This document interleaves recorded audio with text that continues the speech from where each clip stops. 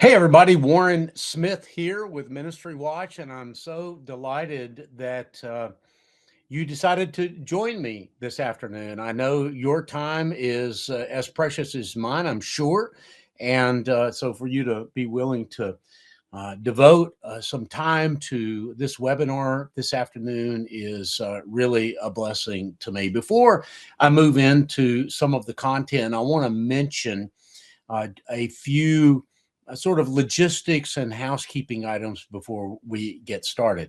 Number one is we're recording this session, and within a couple of days, I'm not exactly sure when, it may not be tomorrow, but soon, you will get an email from me. And that email will contain, among other things, a link to the recording for today. And I want you to know that I would be delighted for you to share that link with anyone in your sphere of influence. So if you've got a family member, a friend, a ministry or church associate that you want to share this with, feel free. You do not need to ask permission. Just consider this your permission to do so. Number two, we're going to be talking today about my book, A Lover's Quarrel with the Evangelical Church. This is the 15th anniversary edition of a book that I originally published in 2009. And this book is long out of print.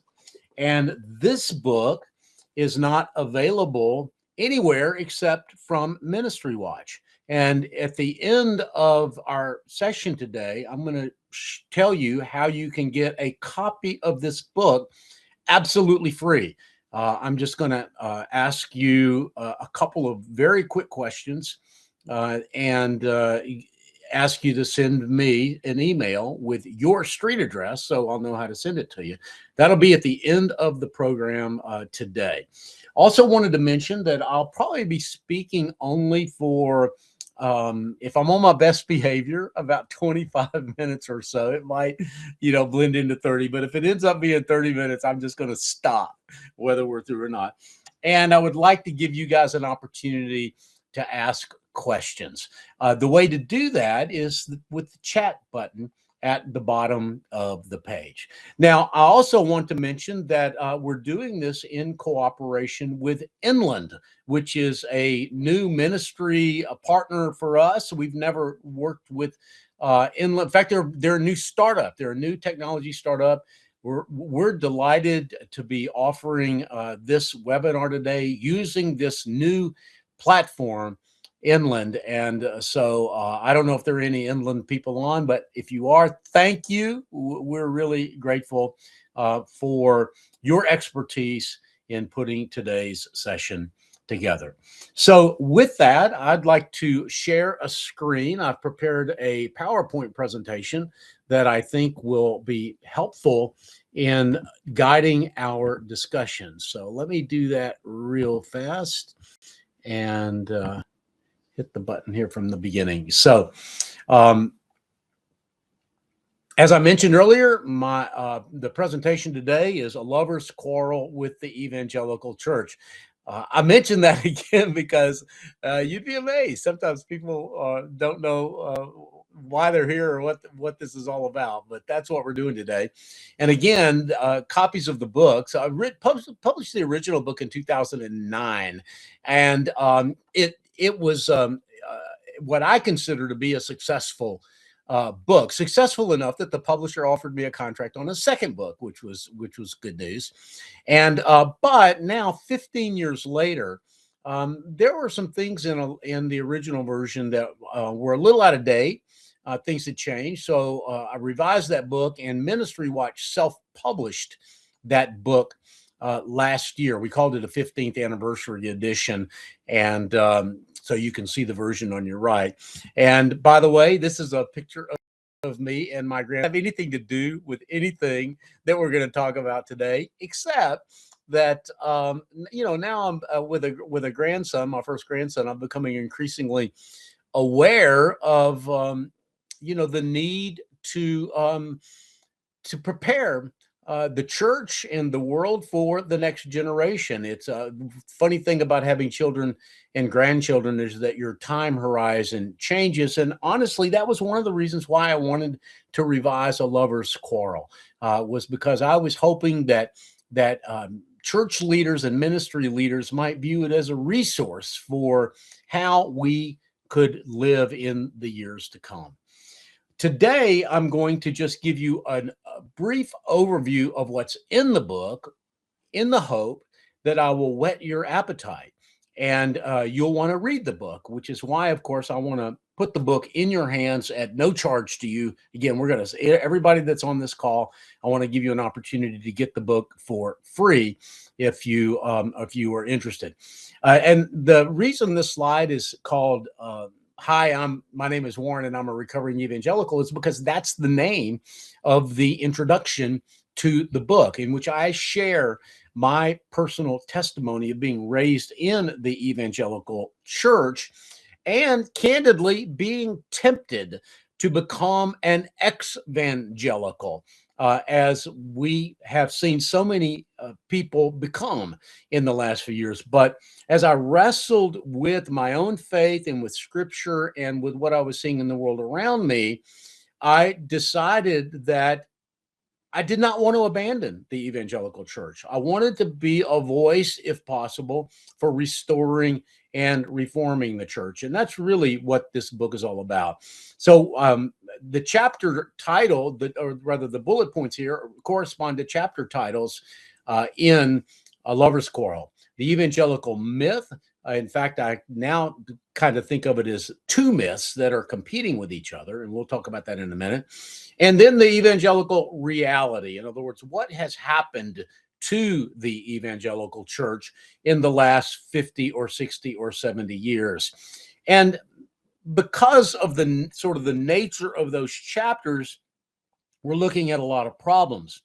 And I thought that it would be good to look at some solutions. And so that's why the last chapter of the book is called Signs of Life, in which I try to identify some pockets and corners of the Christian church in America and around the world that maybe are not getting it completely right, but at least have some lessons to share with us. So when I mentioned a moment ago that there is an evangelical myth, and in fact that there are two myths that are sort of competing with each other, what I mean is this: that as the world, one myth is that as the world has become more secular, the evangelical movement has been a remnant, an antidote, an alternative. Hopefully, that remnant or that alternative would lead eventually to revival and at some point a future in which the Christian church and worldview is dominant. The other myth that I think deserves some attention is that the evangelical movement has materially contributed to the secularization, that we have not provided an antidote or an alternative, but rather we have been sucked in to the secularism, and in some cases, we've enthusiastically embraced it. So, sort of the war between these two myths is one of the ideas that I wanted to unpack in A Lover's Quarrel.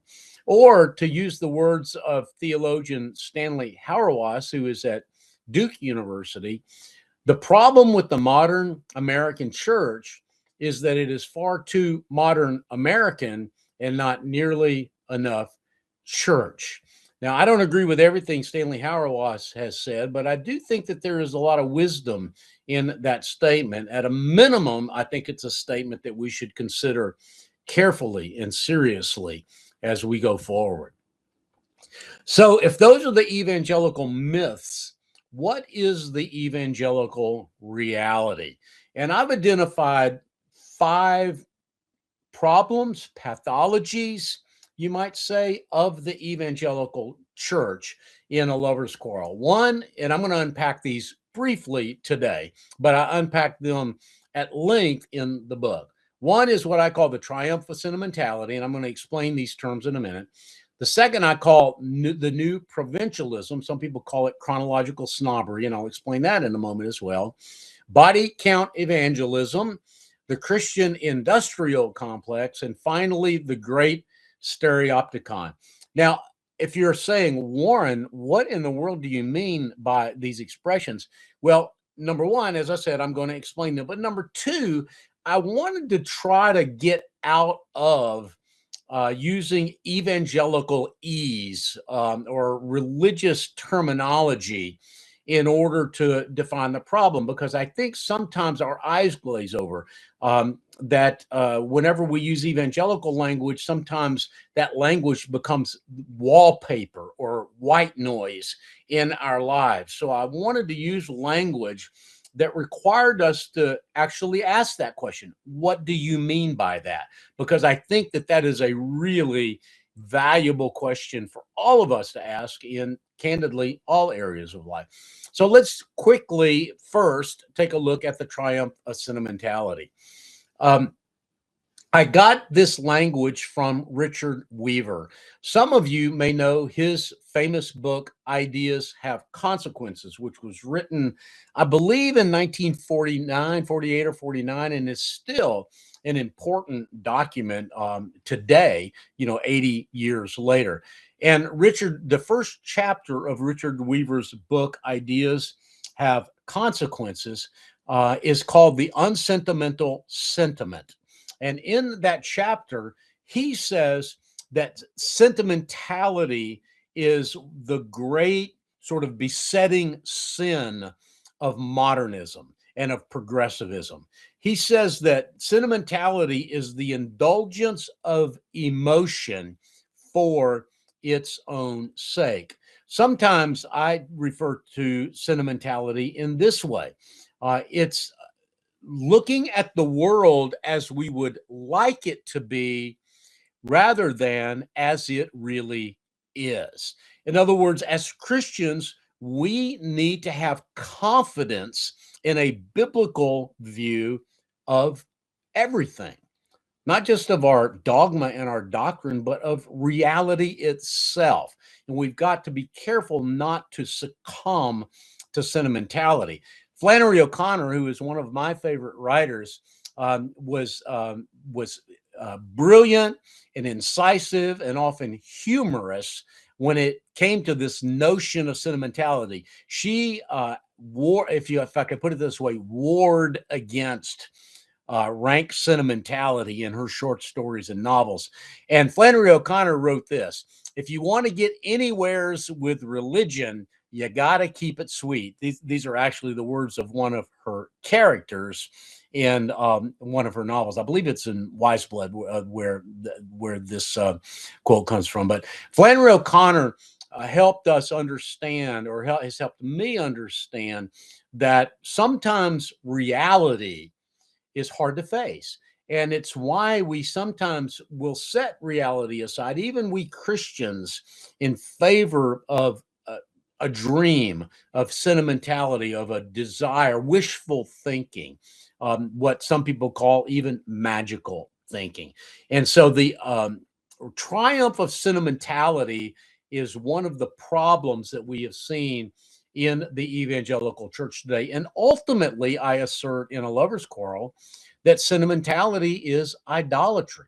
It's basically um, asserting, whether you actually use the words or not, that I am my own God and I am going to construct reality as I would like it. We see sentimentality as the root cause of all kinds of heresies: universalism, annihilationism, um, the emergent church, prosperity theology, positive thinking that we see often in Joel Osteen and Norman Vincent Peale and others. Critical theory and Christian nationalism, I would argue, are also manifestations of sentimentality.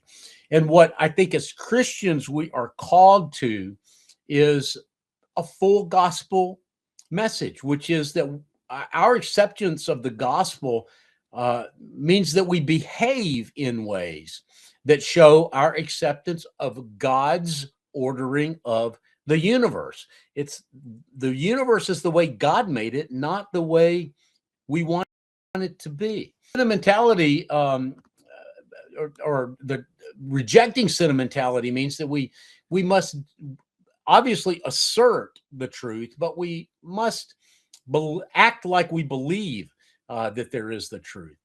Um,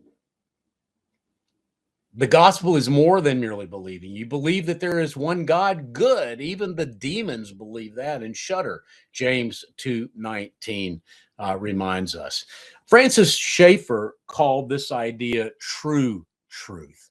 In other words, it's not just my truth or your truth or what we hope to be true or what we wish was true, but it is rather submitting our mind and our will to the true truth, the right ordering of the world. That's one of the reasons why Francis Schaeffer called the book that this expression comes from "The God Who Is There." In other words, we've got to accept as a first principle that God made the universe in a particular way, and that it is one of our duties as Christians to become awake to that world rather than try to construct a world of our own choosing. So that's the triumph of sentimentality, and I think that it's rampant in the evangelical church today. The second idea that I unpack in A Lover's Quarrel is what I call the new provincialism. And once again, I hope you're asking, Warren, what do you mean by that? Well, the new provincialism is something that C.S. Lewis called chronological snobbery. And what that means is that by the way, new provincialism comes from the poet Alan Tate, who I studied in graduate school and fell in love with. Alan Tate sort of coined that phrase, the new provincialism. What he meant by that was that um, the modern man is not provincial in the sense that we had traditionally thought of provincialism, that we're cosmopolitan. We're not provincial. Many of us have traveled the world, but in the midst of traveling the world, we have forgotten what happened yesterday. So we've become sort of savants when it comes to what's going on all around the world, but we have become stunted in our memory. We've become amnesiacs, if you will. And that has created an ahistorical, a disconnected, a virtual, and disembodied church. C.S. Lewis asserted that when we forget our history, in some ways we are denying the incarnation of Jesus himself, because Jesus was a historical figure. That the reason that that that the resurrection is uh, is so important to Christians is that it's not just an idea; it's a historical event. And so when we forget our own history and the history of the church, we are seriously compromising the gospel in important ways. And one of the things that was pointed out to me after I wrote the first version of A Lover's Quarrel was that the second most common commandment in Scripture is forget not or remember. By the way, I've been told that the most common command is fear not or be not afraid, and that the second most common command in Scripture is forget not. So I think that those, especially for our day and age, those two commands, fear not and forget not, are commands that I think we ought to remember more and more. C.S. Lewis, the chronological snobbery in this way. He called it the uncritical acceptance of the assumption that whatever has gone out of date is on that account discredited. In other words, if something is new, it's good. And if something is old, it's bad. And C.S. Lewis went on to say, and others have said since then, that most of the really hard questions in life have been asked before. And often they have really good answers, but we've just forgotten them. So we ask them again and we come up with all the wrong answers because we have forgotten that really smart people who've come before us have asked and answered well those questions. The third idea that I want to unpack for you a little bit today is what I call body count evangelism. And body count evangelism is in some ways a distinctly American and a 19th and 20th century phenomenon. It's the idea that we count decisions for Christ rather than true conversions of the heart, forgetting that the Great Commission commands us to make disciples and not merely converts. And these ideas came to the forefront in the Second Great Awakening under church leaders like Charles Finney. Which, by the way, the Second Great Awakening, in addition to creating religious revival, Christian revival in some parts of America in the 19th century, also led to a rise in cults like Mormons and the Jehovah's Witnesses. And one of the things that I do in A Lover's Quarrel is I sort of unpack that relationship. It is not a coincidence, in my view, that the Second Great Awakening also gave birth to a rise in cults in this country that we are still dealing with today. And one of the problems with body count evangelism is that it's a denial of the sovereignty of God and the efficacy of his grace. In other words, we forget that it's the Holy Spirit that convicts. It is God who saves, and not us, and not our methodologies, and not our techniques.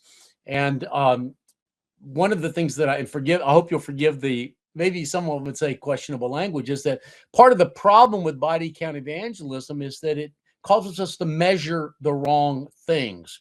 We measure people in pews and money in the offering plate, what some people call bucks and butts. And what we should be measuring instead are the fruit of the Spirit: love, joy, peace, patience, etc. And so because we measure the wrong things, we ultimately end up coming to the wrong conclusions about what works and what doesn't work in church and in the culture. Now, this is a picture of Charles Finney, and as I said, he's the man that I think is primarily responsible for some of the problems that we have in the 21st century evangelical church. And Charles Finney explicitly rejected the sovereignty of God and the power, the conviction of the Holy Spirit in bringing conversions. He said this: a revival of religion is not a miracle.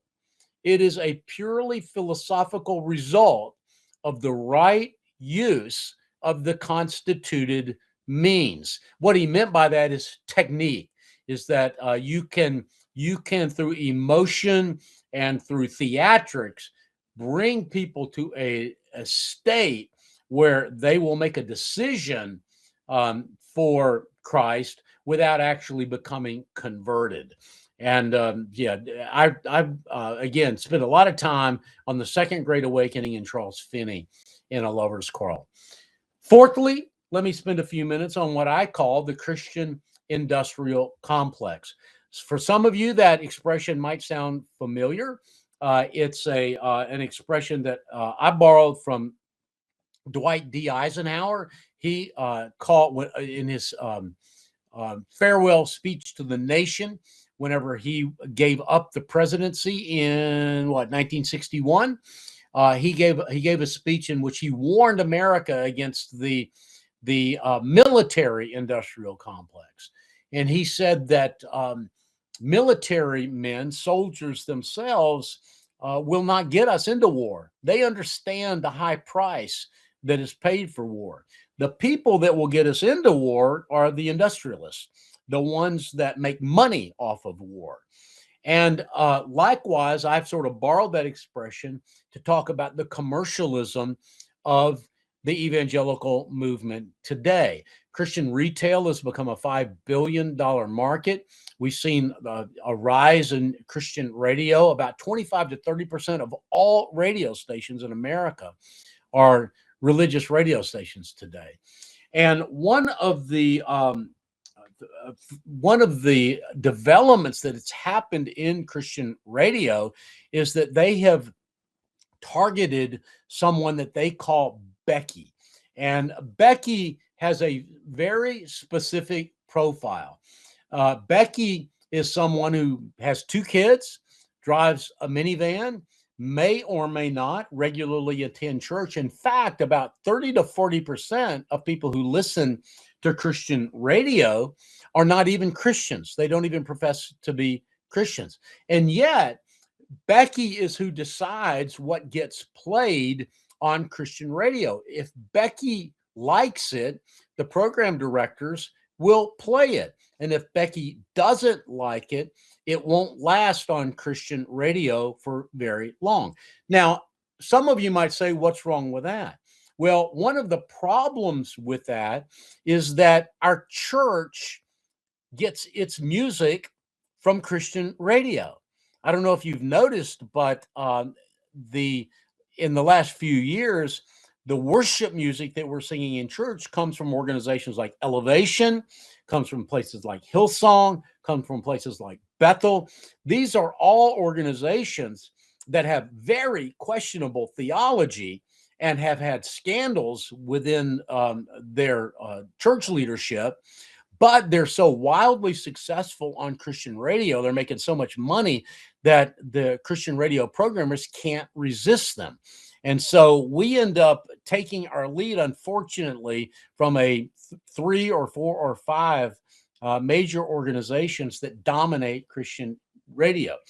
And that's one of the reasons why Christian radio has adopted the slogan, safe for the whole family. They're not trying to give us deep theology. They're trying to give us a place on the radio dial that we can listen to with our kids. And once again, there's not anything necessarily wrong with that, except that it kind of pushes us towards a mushy middle.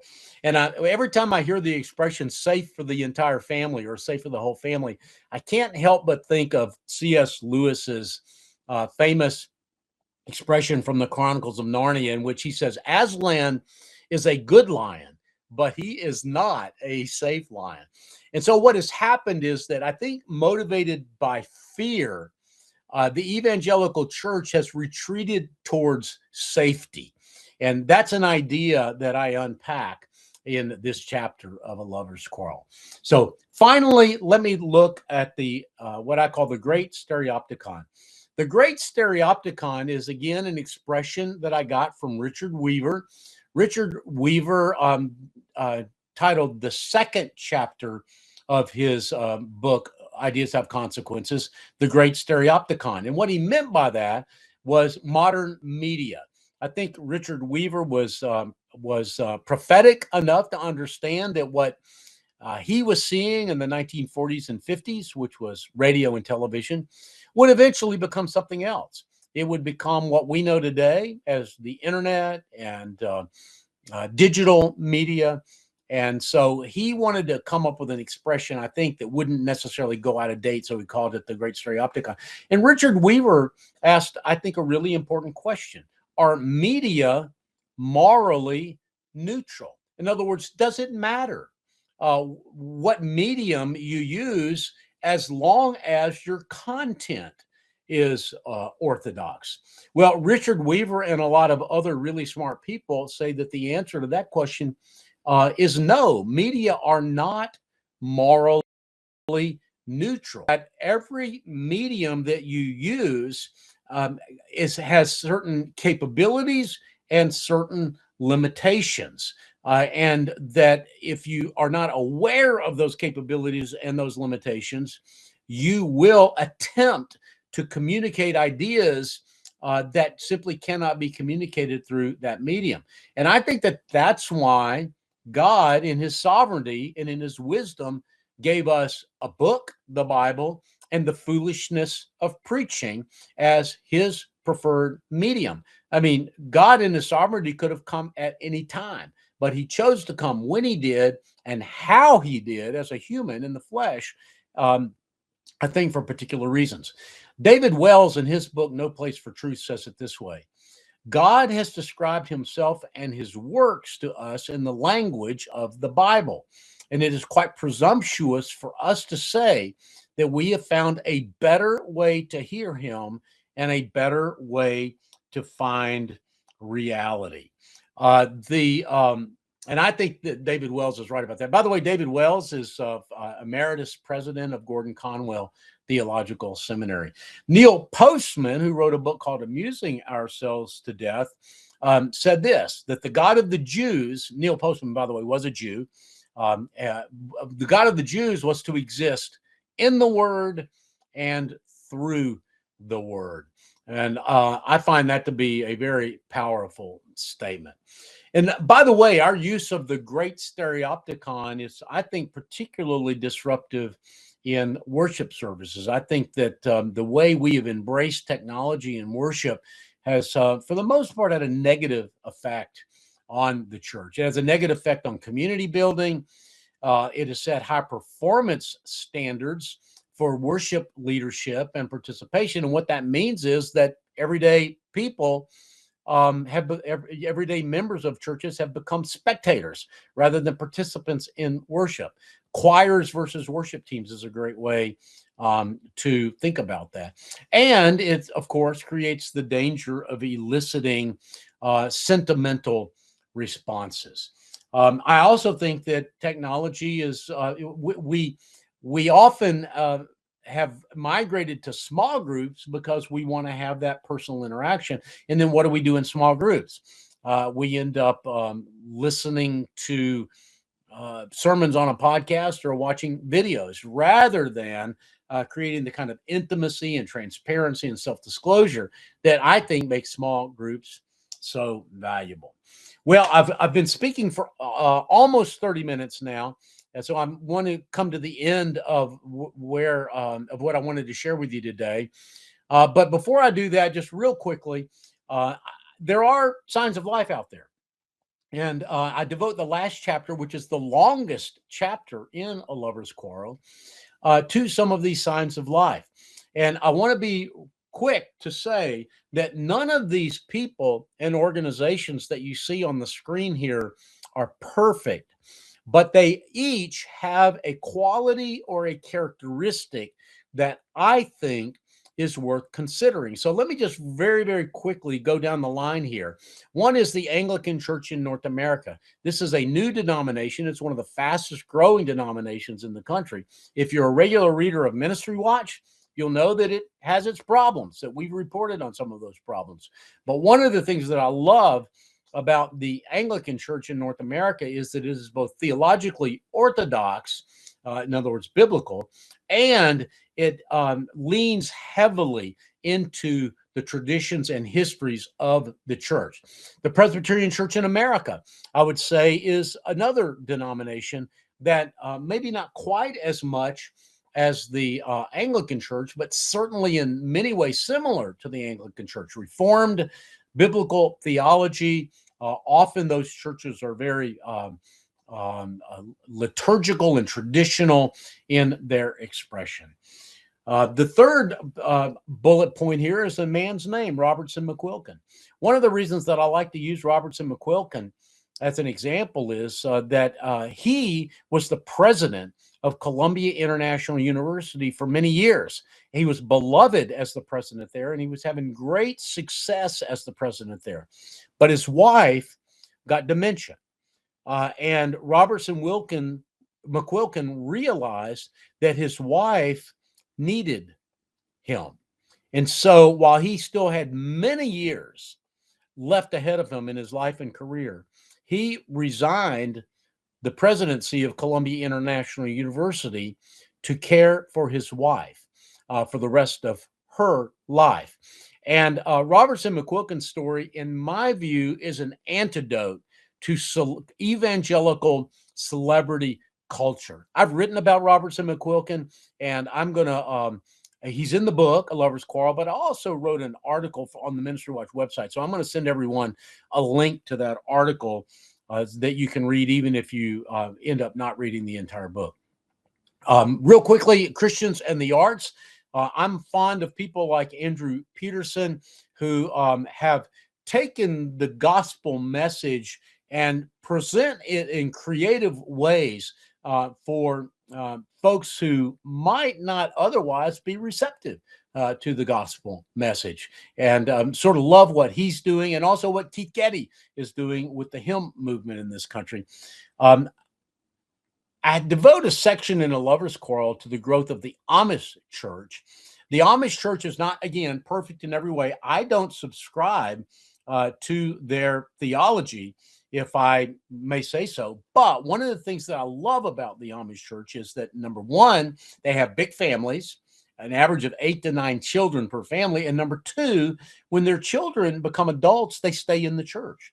80 to 90% of Amish children grow up to stay in the church as adults. And the consequence of that is that the Amish church is, most people don't realize this, the fastest growing religious body in the United States today. And there are some estimates as many as 400,000 Amish in this country, which means that it's nearly as large as the Presbyterian Church in America and much larger than the Anglican Church in North America. Finally, let me just mention a couple of other organizations that I care a lot about. Strong Towns is an organization that devotes itself to flourishing. It's not a Christian organization, but most of the staff at Strong Towns are Christians, and they have had a major a voice in urban planning and the renewal of cities and towns all across America. And while, again, they're not an explicitly Christian organization, they have a Christian worldview that guides them. And finally, I want to commend to everyone's attention the Generous Living series that we do at Ministry Watch. One of the things that we care about here at Ministry Watch is encouraging generosity. And once a month, we write an article about someone who has sort of made a radical lifestyle commitment to generosity. And in my view, that radical lifestyle commitment that Christians can and should make towards generosity is a way of loving our neighbors and really being a set apart people, a people that provides a true alternative to the materialism in the world today. Okay, so that's all I wanted to share with you. And I'm going to, oh, wait a minute, one more thing. One of the things that I love doing in A Lover's Quarrel was I've got about 4 pages devoted to a bibliography, books that I think Christians should have in their library and that they should read. I have taken just a very, very small number of those books and listed them here, mainly as a way to remind me to remind you to go look at that complete list. Now, obviously, no one's going to read either all of these books and certainly not the ones in the bibliography very quickly, but maybe you could print out that list or have that list as a sort of a life goals kind of a list. So I wanted to provide some of these books for you because what I've done in A Lover's Quarrel in many ways is just synthesize a lot of the great wisdom that I have found in these books. Okay, finally, my final slide, you'll be pleased to know, and I've kept myself right about to 35 minutes, is that I want to give you a free copy of these slides and a free copy of the book, A Lover's Quarrel with the Evangelical Church. I want you to, but I say it's free, but it's not completely free. You knew there was a catch, right? Well, here's the catch. I want you to rate this presentation on a scale of 1 to 10. Just send me an email and rate this presentation on a scale of 1 to 10. 1, it was terrible. 10, it was great. And then tell me something that you either learned or relearned today. So maybe what I'm sharing with you is something that you've been thinking about for a long time, but perhaps it was expressed in a way different than you've been thinking about it, and that helps you to see it in a new way. So something that you either learned or relearned today. Send me an email at wsmith@ministrywatch.com. Oh, by the way, you also need to give me your street address. I need your street address, and I will put a copy of A Lover's Quarrel in the mail to you at absolutely no cost. So with that, I'm going to stop sharing my screen and see if we can answer some questions. So I'll mention my email address again at the end. So we've got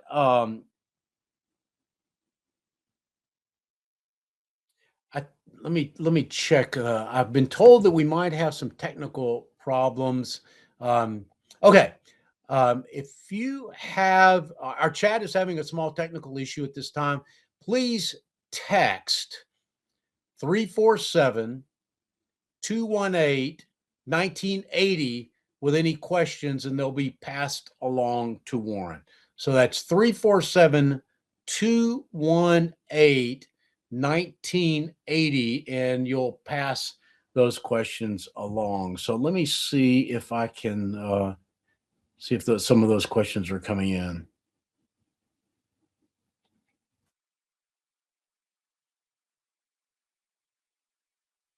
No questions yet. So sometimes that happens. Sometimes whenever we do these webinars, it takes a while for people to get sort of heated up with questions, and then they start pouring in all at once right about the time that we have to leave.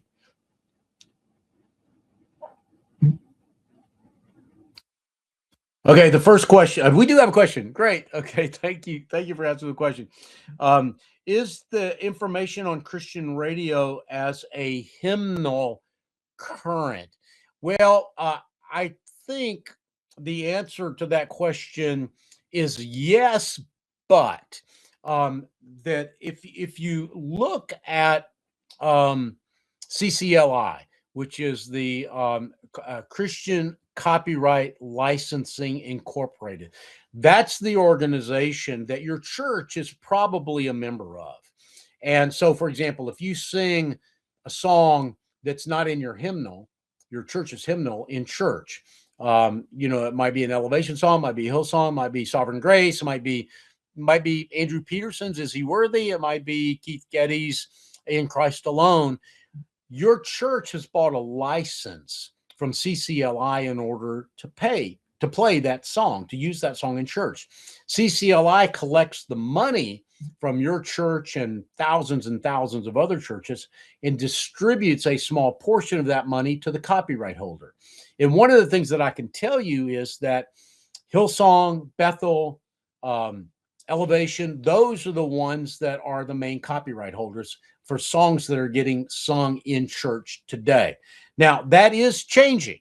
For example, Keith Getty, who I mentioned a few times already in this presentation, has recently published a hymn book, and I've got that hymn book. I love that hymn book, and I think that that is an important step towards the recovery of hymnals and hymn books in the church. Because again, one of the problems with using, overhead uh, song lyrics is that often they've not been vetted by anybody other than maybe your worship leader.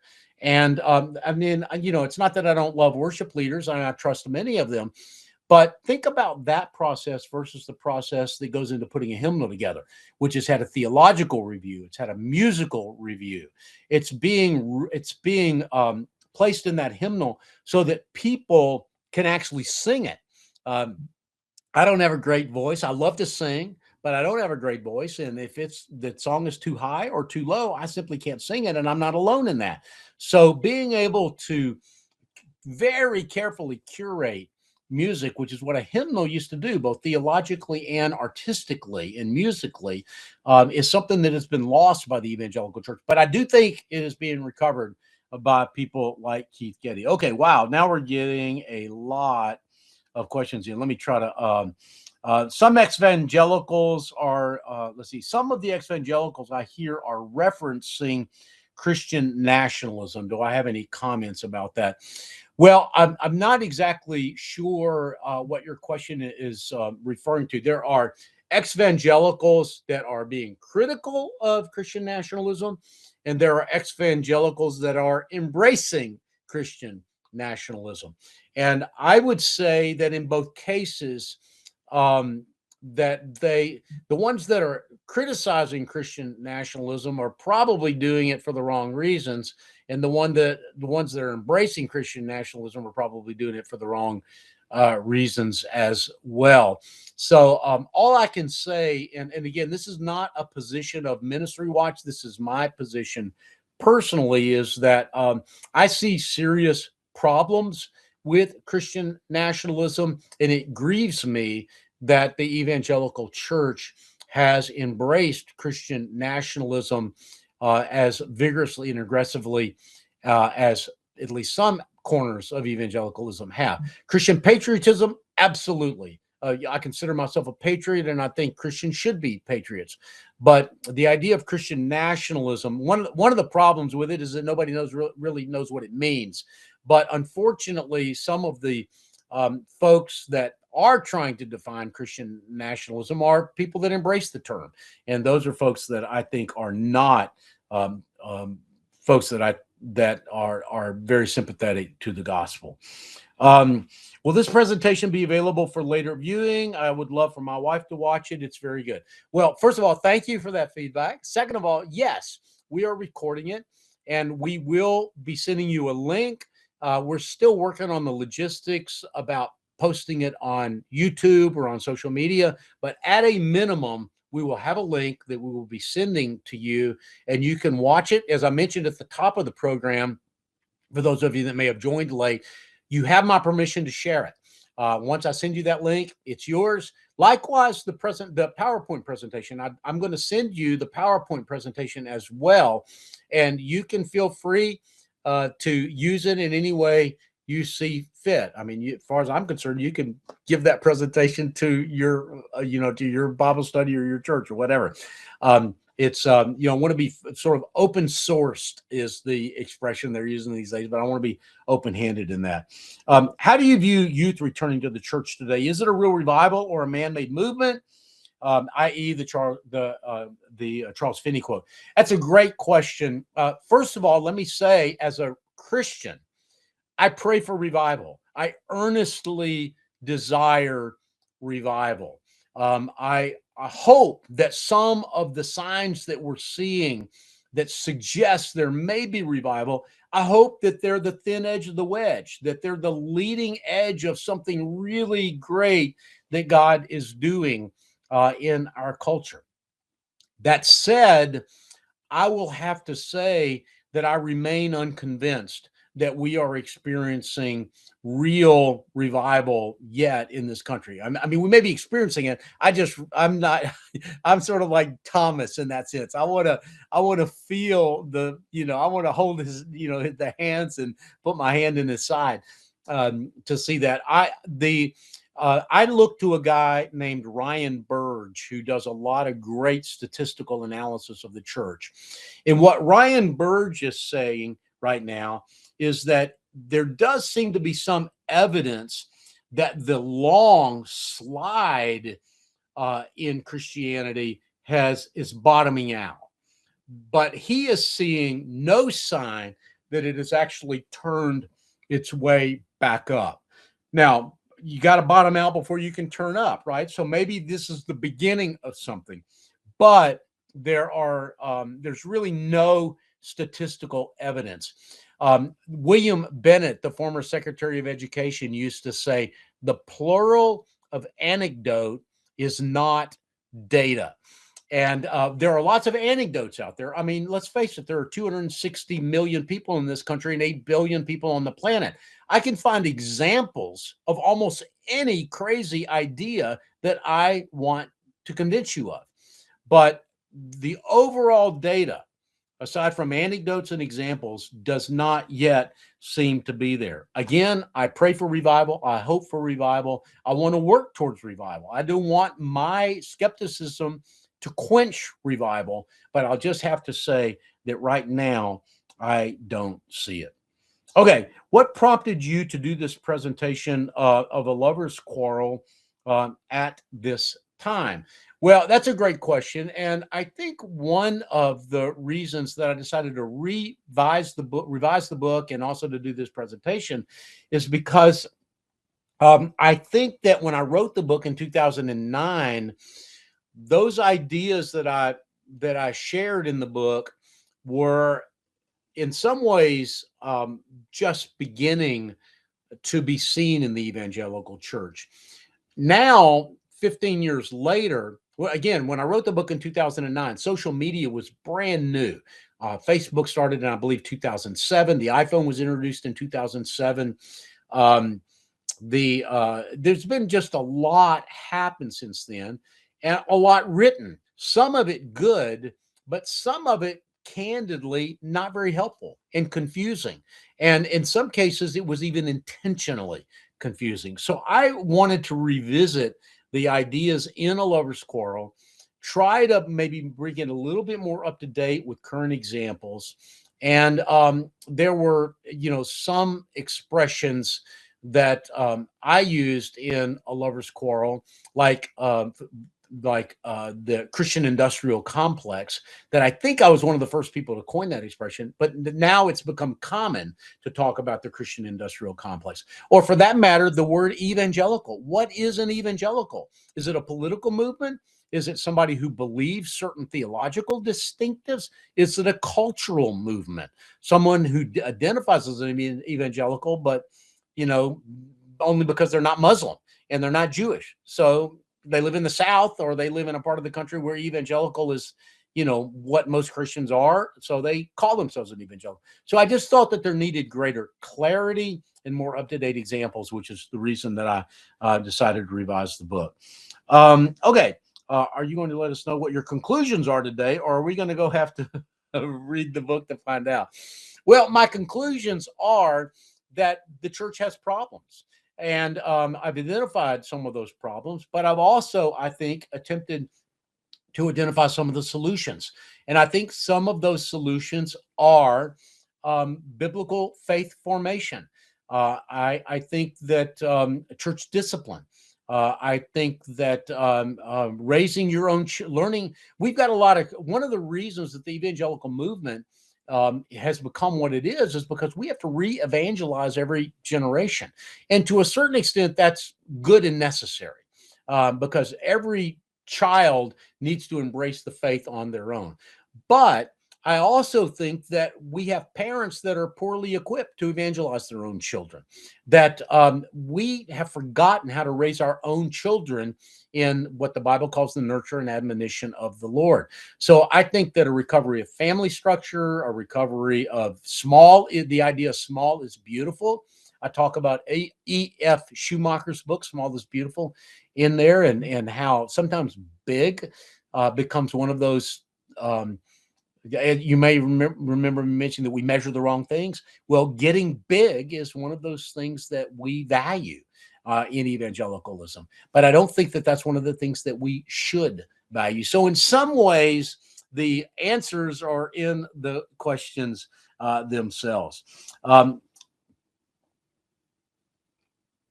me see if I could. Okay, thanks for the presentation, Warren. Could you unpack a little more that what does it look like to you to forget not? Yeah, that's a really great question. For me, one just again for context, I said that one of the problems with the church today, especially I've defined it as the new provincialism or chronological snobbery, is that we forget what has happened before. And the Bible teaches us over and over again, remember, remember, remember, forget not, forget not, forget not. I mean, that's a very common command. Hebrews 11 is sort of a hall of fame of faith. And what that is a remembrance of many of the great Old Testament figures who lived faithfully. And so I think that that's what it means for me to forget not. The name of the whoever, I don't know who typed that. I want to call your name, so I apologize that I can't do that. But it means what C.S. Lewis said when he said, for every one new book you read two old books. Read the Bible every day. And don't just read a few verses, but read deeply in Scripture. Read when you have questions, even even questions that the modern world asks. Like, for example, if God is a good God and God is a sovereign God, He's in control of everything, He's all powerful. Why does evil happen in the world? Why do bad things happen to good people? These are important questions. They're questions that every generation, and I think every thinking person, asks. Now, this is not an apologetics webinar, but let me also say quickly that there are good answers to those questions. And people that are a lot smarter than me have wrestled with those questions. People like Pascal, people like C.S. Lewis, people like Thomas Aquinas, people like St. Augustine, people like Martin Luther and John Calvin. These are questions that are not new to us. They've been around for ever, or at least as long as there have been human beings. And I think that a part of what it means to forget not is to look back at our history and to tap into this rich intellectual and spiritual heritage that that faithful men and women before us have bequeathed to us, and that we need to receive that bequest humbly and with an open mind and with an open heart, and not feel like that these questions haven't been asked and answered and don't have good answers that we can use today. Okay, so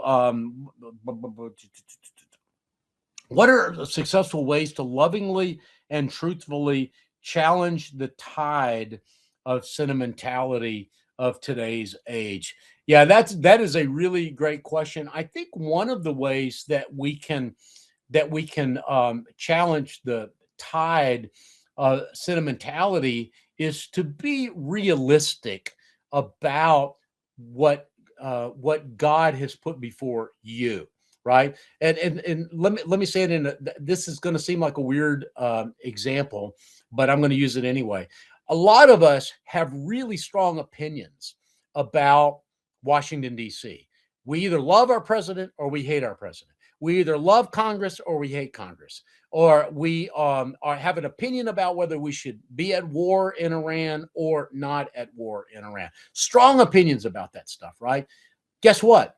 For the most part, you and I have zero impact on what happens in the White House, in Congress, in Washington, D.C., in New York City, in Los Angeles, where a lot of our entertainment and cultural artifacts are being created. We have a lot of impact in our neighborhood. We have a lot of impact in our town. We have a lot of impact in our church. And too often we waste all of our energy trying to influence spheres over which we have no influence, while we ignore those spheres where we could have a real impact. I mean, I got to tell you, the average church, maybe you go to a large church. I go to a church that has about 100 to 125 people on most Sundays. One person or two people getting active in our church, either financially active by giving generously, becoming a volunteer, we can have a huge impact there. And so I think a part of what it means to fight against sentimentality is to embrace reality and embrace the reality of Acts chapter 17.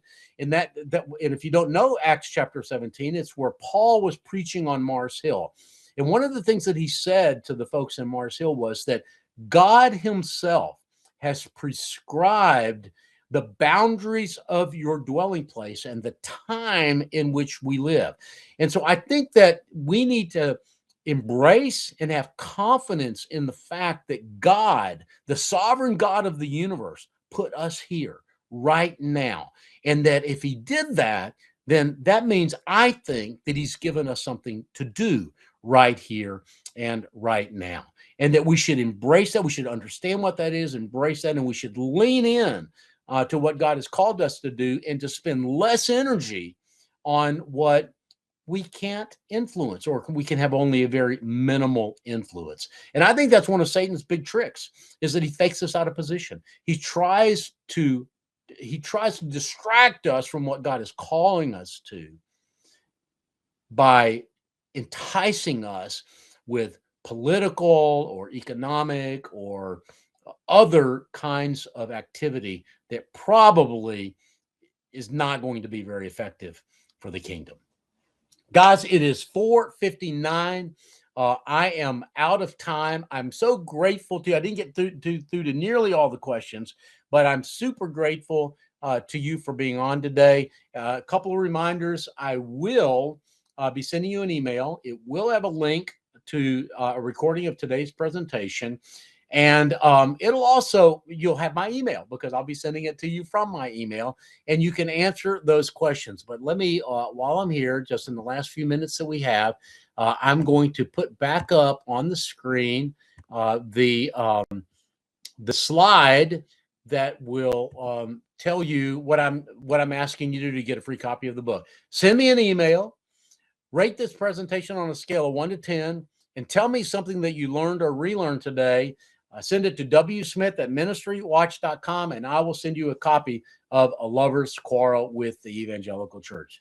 So, friends, with that, may God bless you. Thank you for being on today. It's been a pleasure for me, and I hope it was for you. And yeah, we'll do this again. See you next time. Bye-bye.